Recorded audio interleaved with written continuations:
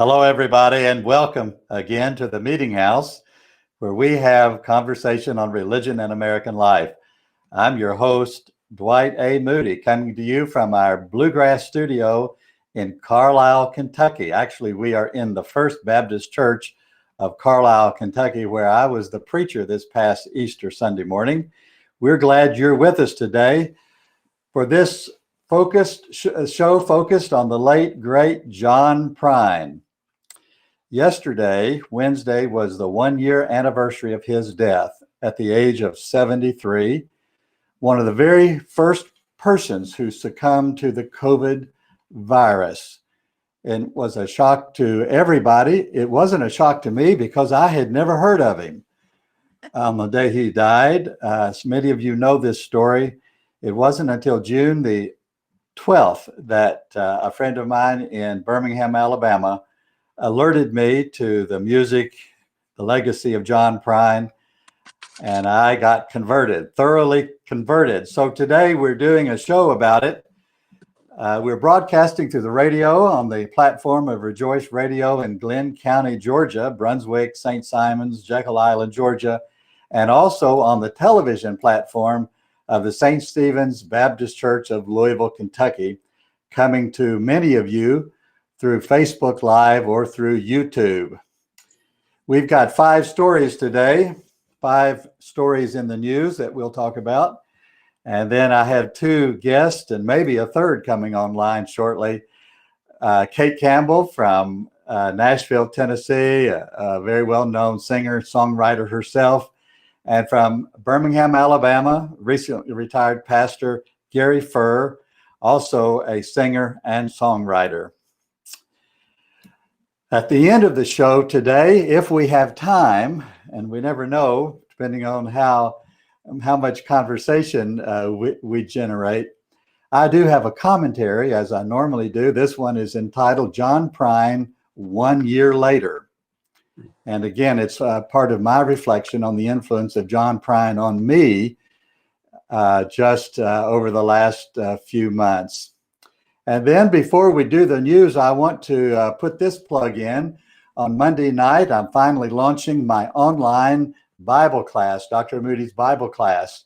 And you can register and attend. You can go to the meetinghouse.net, which is the website, my website. And there on the home page is a link to the page where you can respond and register. I'll send you a Zoom link to that gathering Monday night at 8 o'clock. But now the news from the world of religion, brought to you by Perfecto Coffee of Paris, California. From Newark, New Jersey, 2 deaths to report today with great sadness. Dr. Kimberly Credit, pastor of the Mount Zion Baptist Church of Boonton Township in the greater Newark metropolitan area. It was a sudden death. No known cause has been released. She was widely known in preaching circles, especially among the Academy of Preachers and all the people in that network that I know. And then in Tübingen, Germany, a great theologian has died, Hans Küng, a priest of the Roman Catholic Church of Swiss nationality.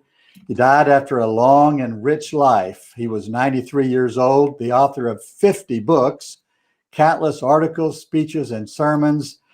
He challenged the Vatican more than they liked, and many of his Catholic peers thought he was more Protestant than Catholic. We mourn his death. I read his books. Gary, have you read any of Hans Küng's books? On Being a Christian was one that I remember. It was like 1,000 pages. It was 1,000 pages. It was. I remember we read it in graduate school. Yeah, I never read it all the way through, but I plowed through it for a while and I liked it. From Indianapolis, the Baptists defeated the Catholics in Indianapolis on Monday night. It was the national championship of collegiate basketball. Baylor University of Texas defeated Gonzaga University of Washington. Both were trying to earn their very first national title. Baylor is a Baptist-connected school, and Gonzaga is the Catholic school founded and run by the Jesuits. It was when Baylor won, it was only the second time that a Texas team had won the NCAA basketball championship. Mhm. Ironically, the first time that happened, Texas Western, or Texas El Paso, defeated the University of Kentucky in 1966. And earlier in 1948, Baylor had played for the national championship and lost to the University of Kentucky. I had to get those Kentucky credits in there on that story about Baylor. I was waiting. And yeah, I will say this, the University of Kentucky did not even make the tournament this year, but the local paper on the day of the national championship Sunday of the Final Four, the local paper published a 12-page insert about Kentucky basketball in the NCAA, even though the team didn't even make the tournament this year. That's what we call religion in the state of Kentucky. I think it's the worst season in 50 years? Yes, more than 50 years, yes. I'm not happy about it personally. No, of course not. We better get better, that's for sure. I know, it's like, what happened to people? Maybe, I don't know. It's just weird. We had plenty of talent, but we're going to blame it on the COVID. Always. If John Prine were here, he'd write a song like that, blame it on the COVID. I'm sure he would, yep. From Detroit, Michigan, a federal judge ruled that Wayne State University violated the constitutional rights of one of the organizations, InterVarsity Christian Fellowship. The school in 2017 suspended the organization because the organization restricted which students at the university could be officers in the organization, which is a violation of the school policy. The school rescinded its decision almost immediately, but the organization was sued for $1 in damages. And they won at the federal level. But in another case, a class action suit has been filed pitting LGBTQ students across the country against the Christian schools that they are attending. They claim broad patterns of discrimination. It was filed in federal court because so many of the schools participate in federal student aid programs. From Nashville, Tennessee, right where Kate is, a team of social scientists reviewed data about interracial churches reported over a 30-year period by conferences of the United Methodist Church. The findings include, number one, more racially divided United Methodist congregations experience higher attendance. Number two, churches located in all white neighborhoods had more people attending worship service than Methodist churches in racially mixed or predominantly non-white neighborhoods. And three, worship attendance was highest for racially diverse United Methodist churches and in racially uniform neighborhoods. From Tulsa, the pandemic struck Metropolitan Baptist Church and all public services were canceled. But that did not keep one member from staying with her routine. Dr. Laverne Wimberly is a retired teacher, principal, school administrator, and avid churchgoer. She's 82 years old. Every Sunday during the pandemic, she dressed up, complete with her stylish church hats, to sit in her home and watch the services online. Her 52-week routine with all those pictures made national news and inspired many people. Quote, as soon as the health officials and the scientists give us the green light that everything will be safe, she said, I'll be the first one in the door, end quote. And that's the news, sponsored by Perfecto Coffee of California. We'll be back in just a minute with Kate and Gary to talk about John Prine. Let's take a listen now to some of John Prine's favorite music. She was a level-headed dancer on the road to alcohol, and I was just a soldier on the way to Montreal. Well, she pressed her chest against me about the time the jukebox broke. Yeah, she gave me a peck on the back of the neck, and these are the words she spoke. Blow up your TV, throw away your paper,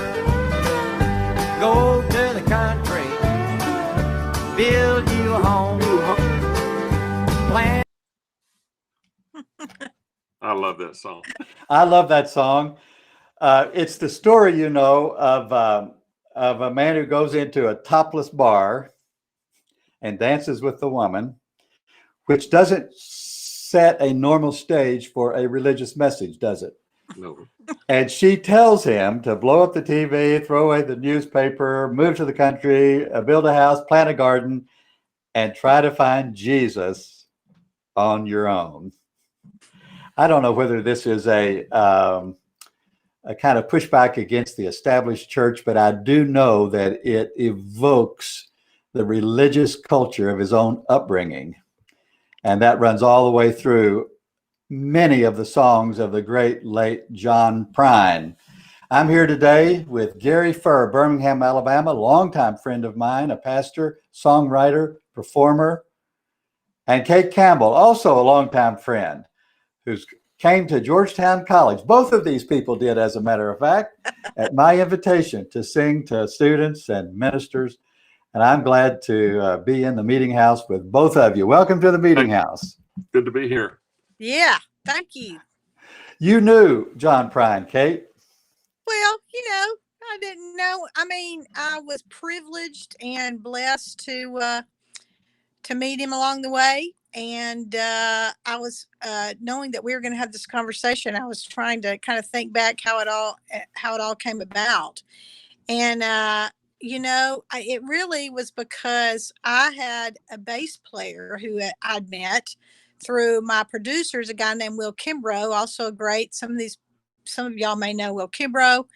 And he was producing. I started working with him. I don't know when it was, over a decade ago now, but we were working on a record, and he called in Dave Jakes to play bass, and Dave played with John Prine bass all those years. And that's kind of how I was able to meet John along the way, and then got to perform a couple of times, and just, there's no words. Everybody who ever encountered him, he was just a great guy. He was just a great guy. And to me, like you'd have thought, I was a star or something. He just came in. I called him and said, would you come sing on this tune? And he said, yes, no problem. And he just came in. I think he had I think he was a big old Cadillac. I'm trying to remember. But anyway, just wherever he was just himself. You know what I mean? Well, I don't know whether he had a Cadillac, but I know in one of his songs, he forgot that it was Sunday, starts off with the description of a four-door chartreuse Cadillac. Yeah. Yeah. So, whether that was his car or not, I don't know. I think he did. I think when he came to the studio, I'm thinking he was driving a Cadillac. I could be maybe just dreaming that up, but I think it was. Gary, did you ever meet John Prine? Oh, no, I only knew him from, out around the edges. I just, every songwriter knows about John Prine. And of course, I found the song Paradise back in whenever he wrote it, I don't know, 70s, I guess. And sort of 71 on is kind of when he started showing up. But he was a long time sort of out in the shadows as far as the mainstream of music. He had a cult following, and he was a songwriter, but he kept struggling to break through to that sort of mainstream audience because he was so offbeat. And but Paradise was a song that I was into country and folk and bluegrass back then, and still was for a long time. But that song kind of fits that world. And then you find his other stuff, and it's just all over the place. By the way, when you were talking about the song about the stripper, though, I had a person who used to work with women who were in that industry as a Christian, trying to help them sort of leave that world. And she said they struggled to find a church because there were so many clients sometimes in different churches that they wanted to go somewhere where they didn't know people when they walked didn't in. run into their clients. That's right. That's good. The Paradise song, of course, is about Kentucky, and it's the only song that I remember hearing prior to my John Prine days. And of course, it's about him going down to Paradise, Kentucky, which is in Muhlenberg County, as both of you perhaps know, I was a pastor in a neighboring county. I grew up in Murray, Kentucky, which is Callaway County, and then later I pastored in Davis County, which is Owensboro. And Muhlenberg County is in some ways between those two. Yeah. And where his grandparents lived, where his parents were raised, and went back every year to Paradise down there. And in fact, he has one song, Grandpa Was a Carpenter, where he talks about going to spend the summer with his grandfather, and his grandfather taking him to church. Stained glass in every window, hearing aids in every pew, he says, in the which could be the description of what, 1 million small town rural churches in America. His grandfather was a Methodist minister, or listed himself as a Methodist minister. So his grandfather, really? A grandfather was a Methodist minister. It's either great grandfather or grandfather was a Methodist minister, and that was his background. But I don't ever remember him after he left Illinois is where he grew up. But his dad always insisted taking them back to Kentucky for 2 weeks every year. He wanted them to have that Kentucky world in them, and so that was really, really important. But that was his religious heritage was Methodist, and he did work at an Episcopal church. Let's see, I don't remember, shoveling snow or doing some kind of odd job for the church to earn money to buy a Gibson Hummingbird guitar. So, is that right? Yeah. Well, of course he's. Go ahead, Kate. Well, I was just going to say, I just think I think he's a master storyteller. Was a master storyteller, and I don't even know when I first heard Paradise, but I knew that song from, I don't know how to do it before I really knew about John Prine, but I knew that song. Now, my mama is from Kentucky. All of my family on my mother's side are from Cave City, Kentucky, is where my mother's from.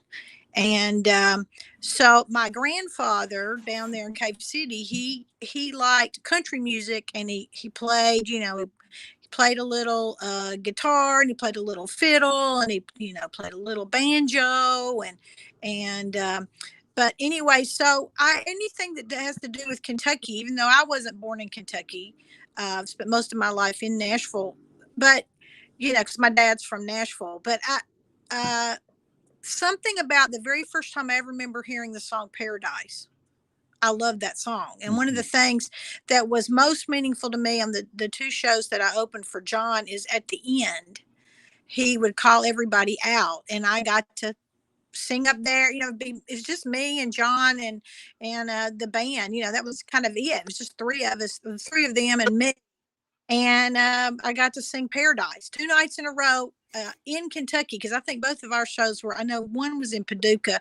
I think both of the shows were in Kentucky that I was a part of. And that's just I don't know, that was kind of one of the, I've met some people along the way, but John Prine. And then the interesting thing is that was, again, I think Dave got me on those shows. He was going to do some shows in Kentucky, and maybe he had just come in to sing with me on the record. And so I got to do those shows in Kentucky. But one of the albums that I remember my husband and I really came to, I always felt like I'd always known the song Paradise, but which we thought was interesting, was Jesus, the Missing Years. And this is when I really began to listen to, from that point on, that album, that song, Jesus, the Missing Years. Because I felt like being a person, like, I'm a preacher's kid. My whole life I've been around church people and Jesus and youth groups and singing and all that kind of stuff. And there was something about that song, Jesus, the Missing Years. It's just like, and I think that John Prine, he just wrote about things that sometimes we all think about all kinds of.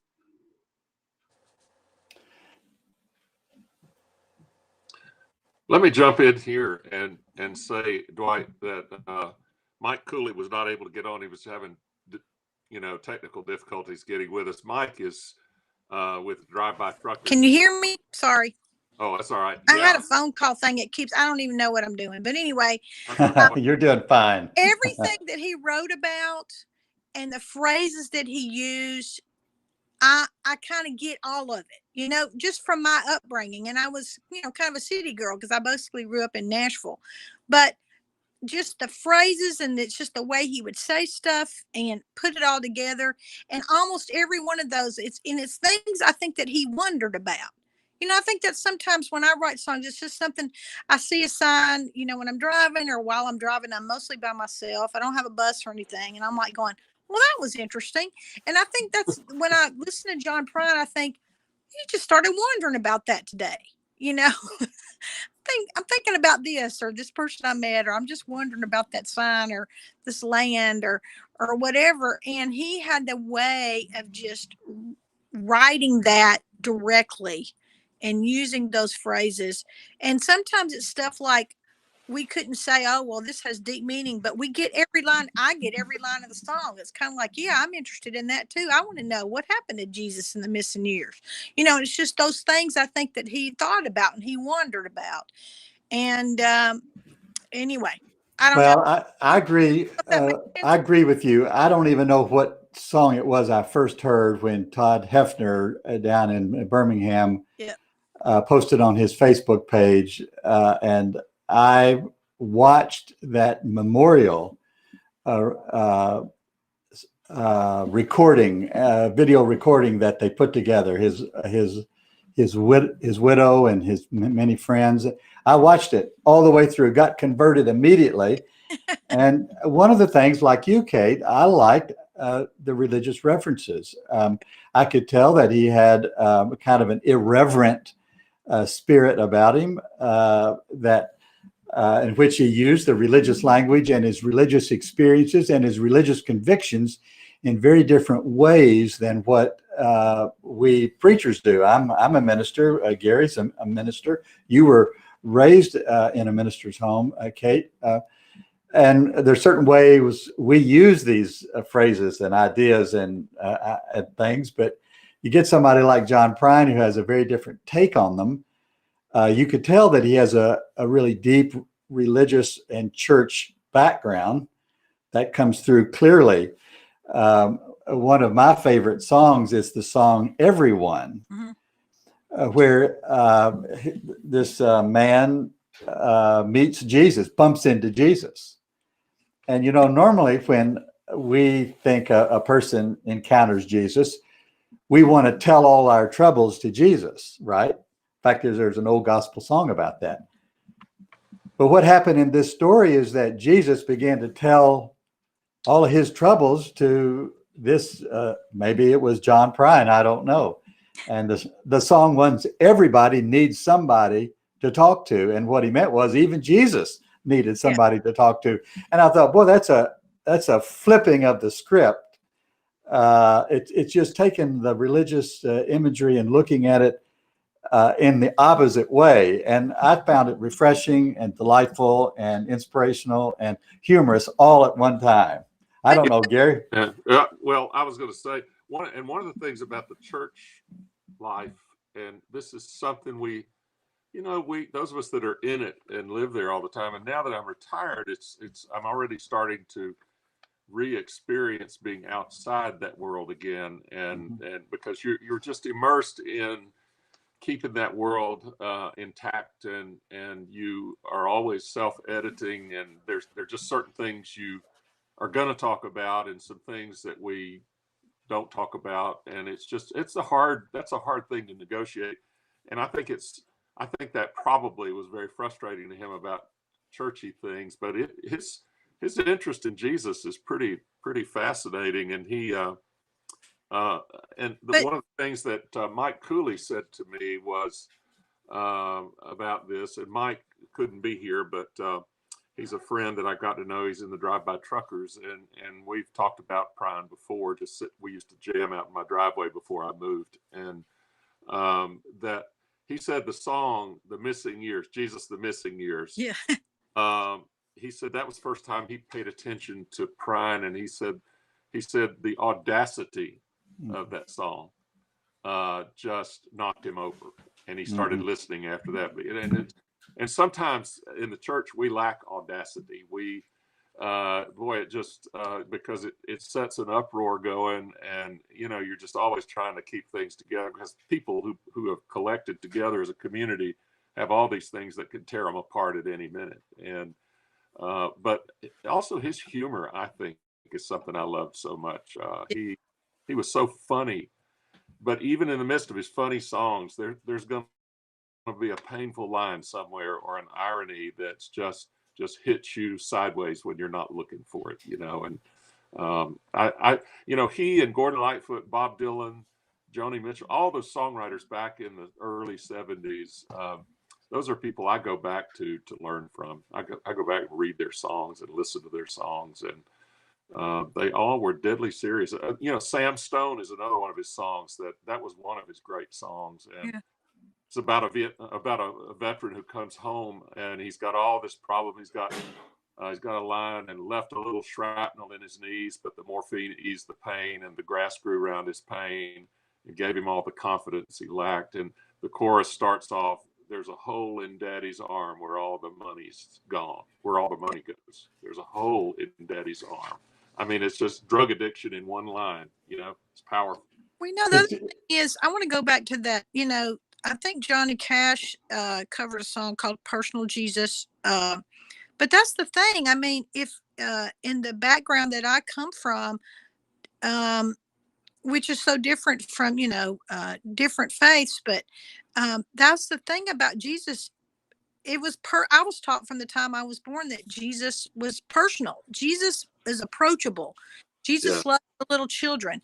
And so Jesus, and I think that John Prine approached him like that. I mean, that's what we've been taught. If you were, a Protestant, Baptist, Methodist, whatever, it's about Jesus is personal. There's God the Father and the Holy Spirit, all these kind of realms, big realms like that. But personal Jesus. And I think he completely explored that.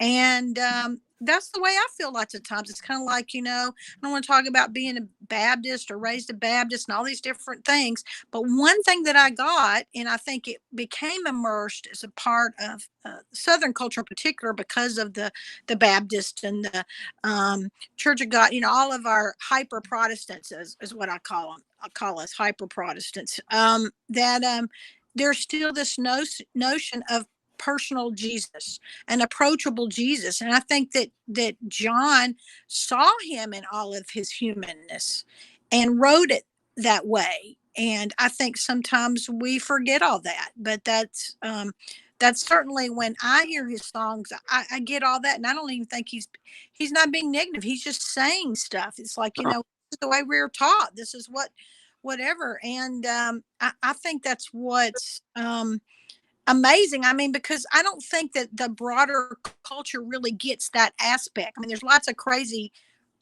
religions, there's crazy people in every faith, all this kind of stuff. But the thing about, again, I think the rural folks and the Baptist and the Church of God and all these folks, that is still that notion of Jesus. And I think that John explored that in whatever way he knew how to explore that. And that's different than most people.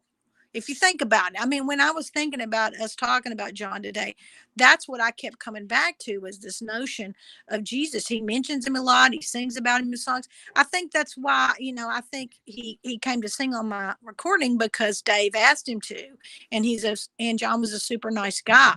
But I think that he kind of, and that's why I asked him to sing on Looking for Jesus, because I think that that's something that he thought about, I think about, that all of us think about. And it's that notion of, where's Jesus today? And the whole missing years is just a huge, it's an incredible notion. What did Jesus do for 3 years? We don't know really.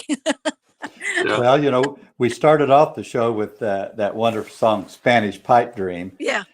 Where the tagline is try to find Jesus on your own, which may summarize a great deal of John Prine's spiritual journey. The focus on Jesus, as you say, the search kind of independent of established Christianity, and the kind of the freelance way that he deals with all of this. I think about the song "Your Flag Decal Won't Get You Into Heaven." You know, he sings a lot about heaven. Heaven is very important to him, and there's two songs I kind of want to mention here. "Your Flag Decal Won't Get You Into Heaven," of course, was a war protest song, as was the Sam Stone song. Yeah.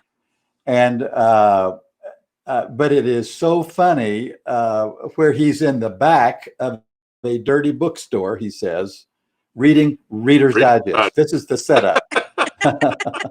and out of the Reader's Digest book that he's thumbing through in the dirty bookstore, as he calls it, is a flag decal, falls out, and he picks it up and puts it on his windshield. And that starts this whole thing about getting all the flag decals on his car, so many that he can't see to drive. He runs off the road, crashes into a tree, and dies. And when he goes to heaven, he's told, "I'm sorry, but your flag decals won't get you into heaven." So it's it's humorous, it's religious, it's earthy, it's funny. And it just captured my imagination, like it has both of yours as well. And I like the song, "He Forgot That It Was Sunday." I made a reference to it a minute ago. He's in his four-door chartreuse Cadillac. And but the chorus is there in on a dusty pew at a vestibule, sat the devil playing pocket pool, waiting for the next poor fool who forgot that it was Sunday. Right. And I guess this means, I don't know, somebody needs to write in and tell me whether that the pool hall wasn't open on Sunday. And so whoever showed up evidently had forgot that it was Sunday and closed down because it was church day. I don't know, but part of the silliness of all of it and the seriousness of it woven together in lyrics that are fresh, they're humorous, they're earthy, they're unique. Nothing else like it out there. Yeah. Yeah. Well, and you know, he I think I was reading that he had sort of put away the flag decal song for a while, because he's, after about 3 songs about protest kind of stuff, he sort of laid it aside, felt like people needed to think about something else for a while, but he pulled it out again because he saw all of this happening again in our culture, the sort of marriage of state and church in the minds of people in their popular thinking, and the danger of that, and you know, he does it in a funny way, but it's deadly serious. It's deadly serious, yes. And at one of his concerts, he talks about this, Gary, about how this song has suddenly found new meaning in all the Middle Eastern wars. He wrote it about the Southeast Asia wars, Vietnam and all of that, but it took on new meaning after the way America got involved in the Middle East, the Iraq War and all of that. And yes, and then of course he has another song about heaven. And he woke up one morning, put on his slippers, walks in the kitchen and dies. Do you know this song? And he says, I floated up into heaven. It was a great experience. But when I got there, they told me that the last thing I said before I died, this is John Prine talking, was, "Please don't bury me in the cold, cold ground. I'd rather you cut me up and pass me all around." So this whole thing about this whole, and so then the whole song is about cutting up his physical body and sending his ears here and his eyes here and his stomach up to Milwaukee if they run out of beer. But it's set in the context of going to heaven. So he takes this religious idea and turns it into a very humorous story about not wanting to be buried. No, it's so powerful. You know, his song "Bruised Orange" is very powerful, and it's actually a real experience. And I think a lot about this, how funny he is and how much he writes about suffering. It's sort of those two things go back and forth all the time. And Bruised Orange is where he retells this experience that happened when he was shoveling snow for the Episcopalians. And on the way there one time, this little kid who was an altar boy at the Catholic Church got hit by a train. And all the mothers of the town were standing around waiting to find out whose child it was. And that just marked him, you know, at that age. He was 13, I think. So that whole song is about that. And these mothers gathered around, and you know, it's full of funny stuff. He's afraid. He's working for the Episcopalians because they're afraid somebody will slip and fall and bust their rear end and they'll get sued. And so they need him there. But, you know, here's this thing, little innocent altar boys. And then this terrible thing happens. And what is all that about? And I think he had a subtitle, Bruised Orange, Chain of Sorrow, or something like that. Yes, I've actually got the CD right here. Was given to me this week by a longtime friend of mine. Bruised Orange, subtitle, Chain of Sorrow. Mm-hmm. Wow. And, you know, it's just, and you know, stuff like that happens in the world. And those of us that are in the ministry, we spend a ton of our time walking through that stuff with people. Yes. And you know, it's this great mystery of the way life is and the way things happen to people, and not so much trying to make sense of it, but how do you bear with it and how do you get through it? I just love the concreteness of his stuff, and that CD I think was one of his best. And then I think the Missing Years is considered a real highlight. Okay. Well, on this CD, Gary, Bruised Orange is the song Fish and Whistle, which contains these lyrics talking about turning religion upside down. Father, forgive us for what we must do. You forgive us and we'll forgive you. Yeah. We'll forgive each other till we both turn blue. Then we'll whistle and go fishing in heaven. Yeah. Now just think about that. Yeah.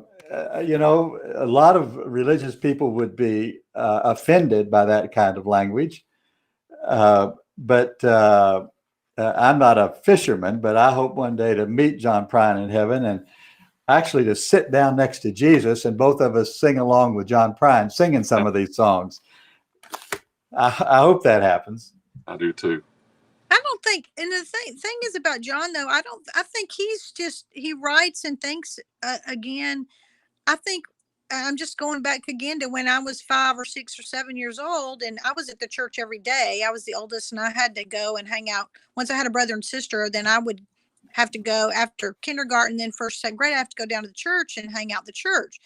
And which is a great thing because my father paid no attention to me whatsoever. I mean, I would just like go into every Sunday school room, pull out stuff and color. And it was just a great thing. But I think that I don't see him,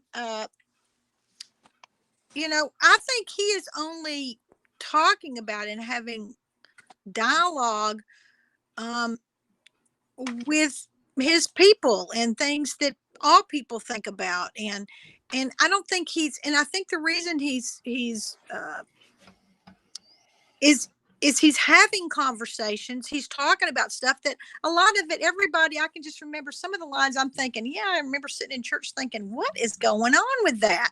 The baptism and, you know, all the things they were saying. And I think that the reason people can hear things that John says is, again, he may or may not be making a critical a criticism or whatever, but I don't think he is. I think he's having a conversation, which a lot of us have. I mean, you know, at times and thinking, and at least for me, I know that songwriting for me is a way for me to have this conversation sometimes about things that I think about or things that other people think about that, you know, I've heard people say in church or whatever. And I think that is one of the vital reasons all art is important is because art gives us this way to have dialogue and think about things and say things and paint things that you really can't have any other way. You know, you go to a Sunday Right. room, or if you're a Catholic, I mean, here's the rule, here are the things that you must do, whatever.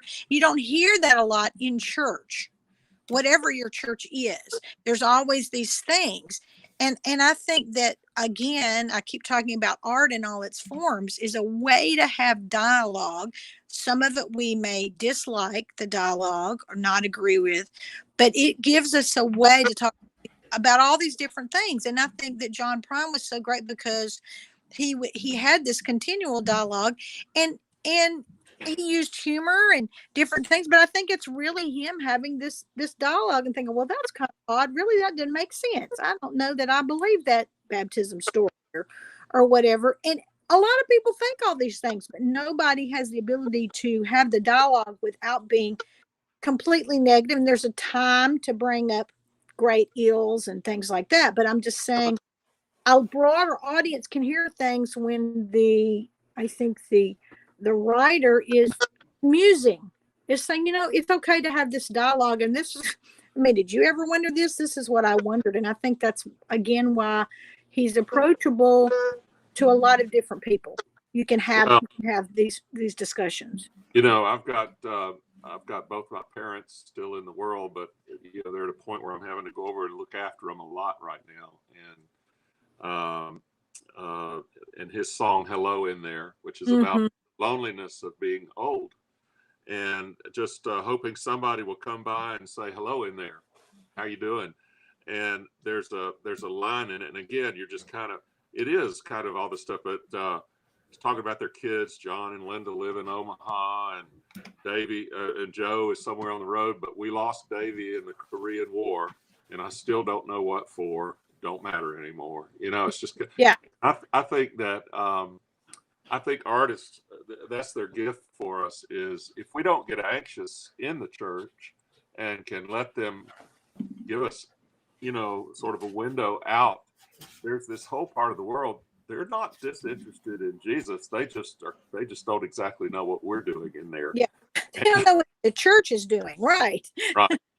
And so I think that, and you know, I listened on the way back home from taking my folks back home yesterday.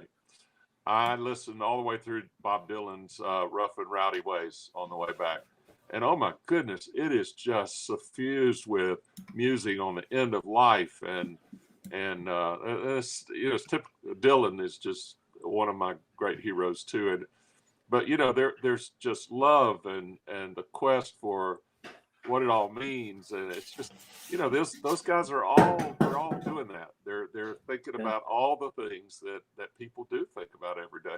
And one of the things I wanted to mention is that Prine worked for the post office at the beginning. He thought that would be, he wasn't a good student and he didn't go to college, and so he thought that would be a secure career. And finally, he was making so much money singing at the clubs that he quit.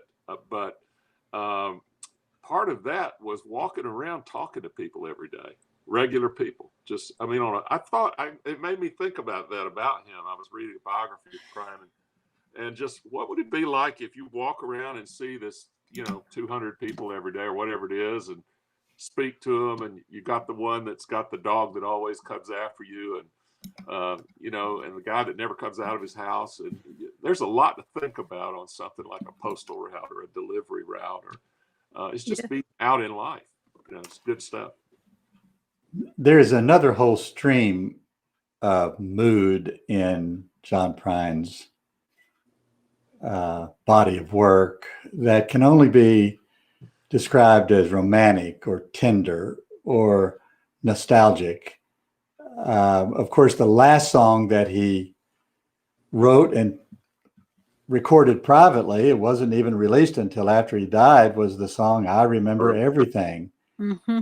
And it's such a wonderful, tender, moving song. Many people have, just ordinary people, I don't mean professional recording artists like both of you, but I mean just ordinary people have recorded, they sit and sing it and a song like Boundless Love, which is just a wonderful song about love and forgiveness. And the song Glory of True Love. And he and Fiona, his wife, his third wife, the one who he left when he died, they often sang together the song My Happiness. Yeah.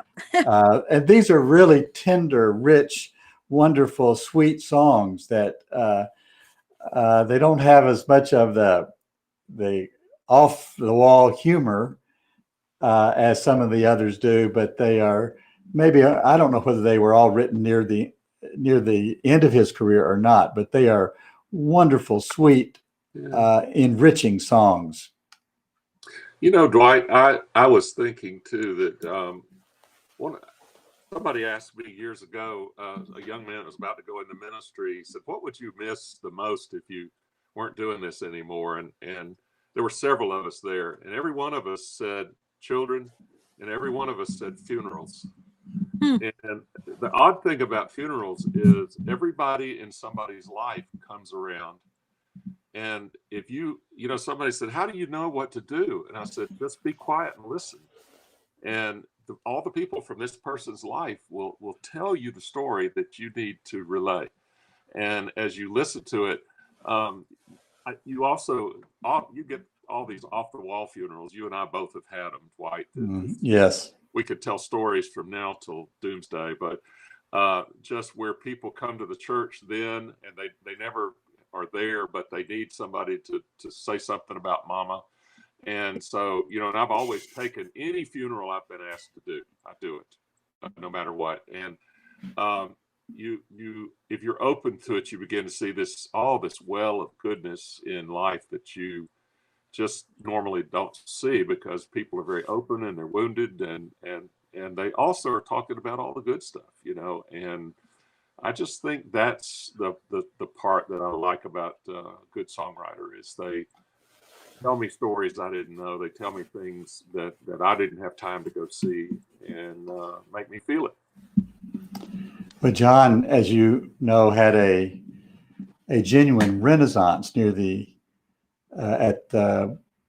end of his life. I think it was 2017 or 2018. I've read about this. Of course, I wasn't following John Prine at the time, but he came out with this new album called The Tree of Forgiveness. And it ended up being the best-selling album that he ever had. And it brought him a whole new generation of fans. It had some of these kind of tender love songs on it.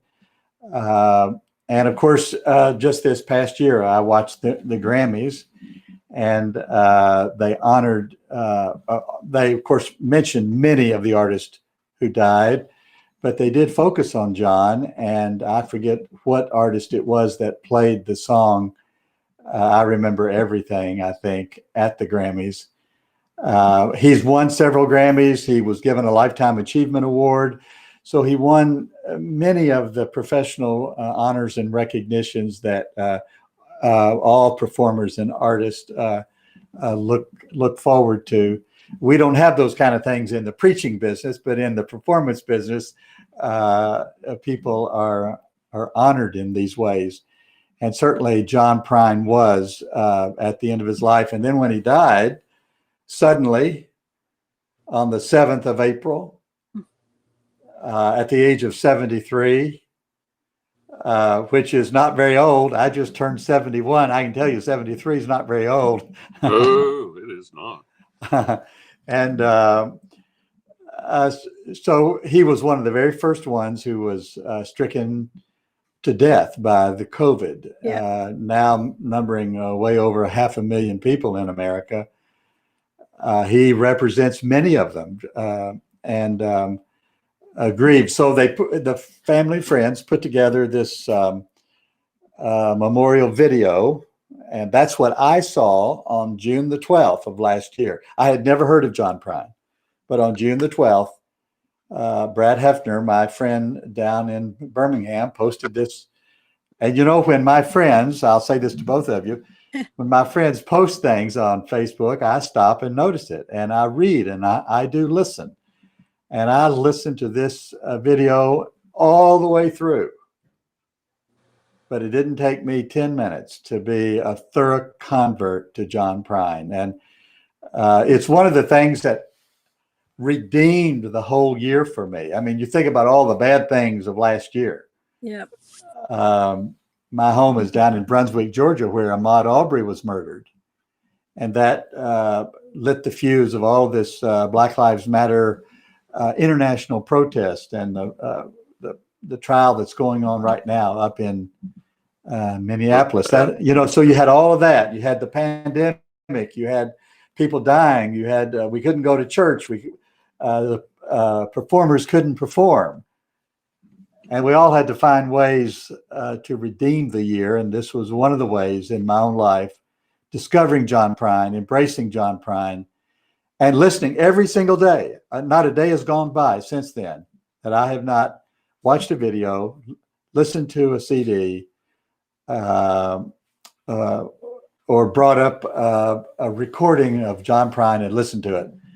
And I've got these CDs that were given to me. I'm going to listen to them. I haven't even listened to half of his songs yet. You wrote a But book. I tried to make one of the things I was going to do for today's program was to make a list of my top 10. So I started writing down the top 10 favorite songs of John Prine. Well, I could not reduce it less than 19. So I've got 19 titles on my list here. Many of them we've already talked about. Some of them we haven't. But as a matter of fact, the song In Spite of Ourselves. You know this song? Do either one of you know this song, In Spite of Ourselves? I know the title, but I don't know that I don't know if I've heard it or not. Well, I'll tell you what, if you go on YouTube and just put that line in there, In Spite of Ourselves, it's a couple in love talking about each other, but the chorus is always the same. But she's my honey, and I'm not going to let her go. And it's a sweet song that is quirky and funny. But couples all over the country have made recordings of this and put it up on YouTube. One of the first ones I saw was Kevin Bacon. Yeah.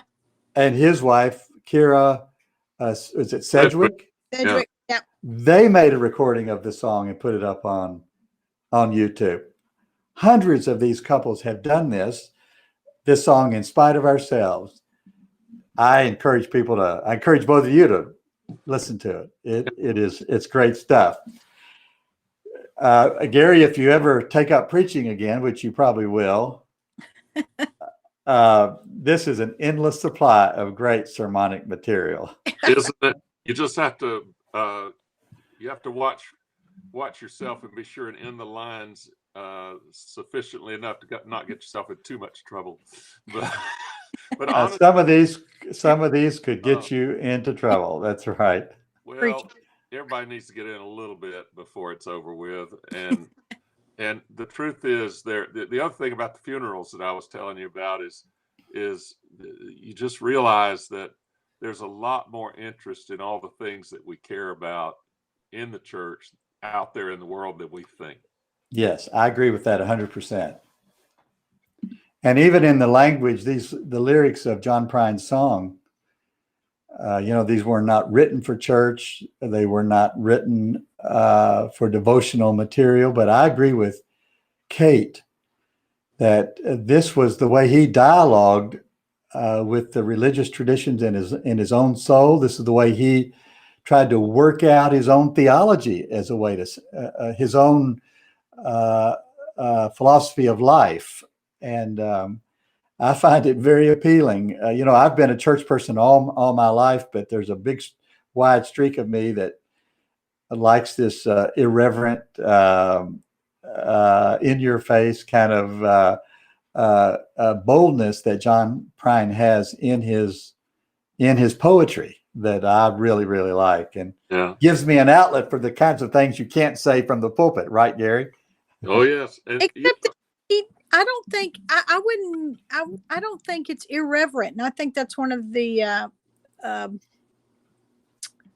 another takeaway is I don't think it's irreverent. I think people who really hear it, it's not irreverent when you think about some of the singer songwriters or whatever, they're on purpose, but his don't come across that way. Again, I think it's him he thinks about stuff and he thinks about people and he's having conversations. But even the song, even if it's, it doesn't come across like, okay, this is irreverent and I'm just saying this just to put No, this. no. I agree with that. I agree with You know what I'm that. saying? That's Well, we're that's- gonna conclude this conversation with one of these songs, "When I Get to Heaven." okay. He says, "I'm going to make myself a cocktail and smoke a cigarette that's 9 miles long." Yeah. I mean, so I want to thank Kate and Gary for being my guest today. We're going to listen to lyrics of this song, "When I Get to Heaven," and I'll be back in a minute to close out the show. Thanks, Dwight. Yep. Thanks, Dwight.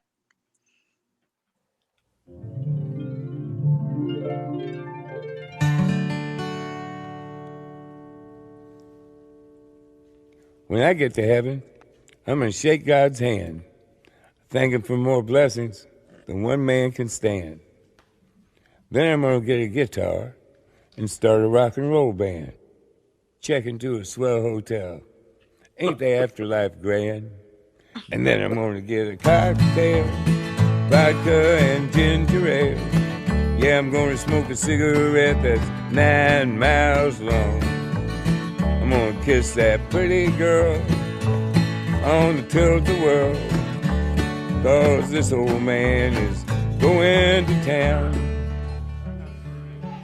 That's John Prine and his song, "When I Get to Heaven." I'm Dwight Moody, your host in the Meeting House. Thank you for joining us today. I want to thank my engineers, Alex in Louisville, Kentucky, and Everett down in Brunswick, Georgia. My two guests, Gary Furr in Birmingham, Kate Campbell in Nashville. Thank all of you listeners who have joined us today. Subscribe to the weekly newsletter. It comes out every Wednesday night at 8:30. You can go to my website, themeetinghouse.net, and subscribe, read all the commentaries, listen to this show. It will be up as a podcast by Saturday.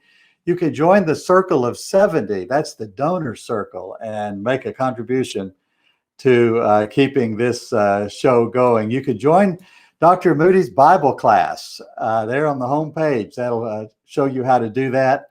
And you can start attending Monday night, our weekly Bible class by Zoom. And it'll have much of the spirit of this show and the John Prine all the way through it. Thank you for listening today. Join us again next week at the same time. Until then, be safe, do justice, wear a mask, get a vaccine. I have my second shot here in just a couple of weeks. Drink some coffee. Order some perfectocoffeeinc.com. Send a donation. Join the Bible class. Until then, have a great day. I'm Dwight Moody in the Meeting House.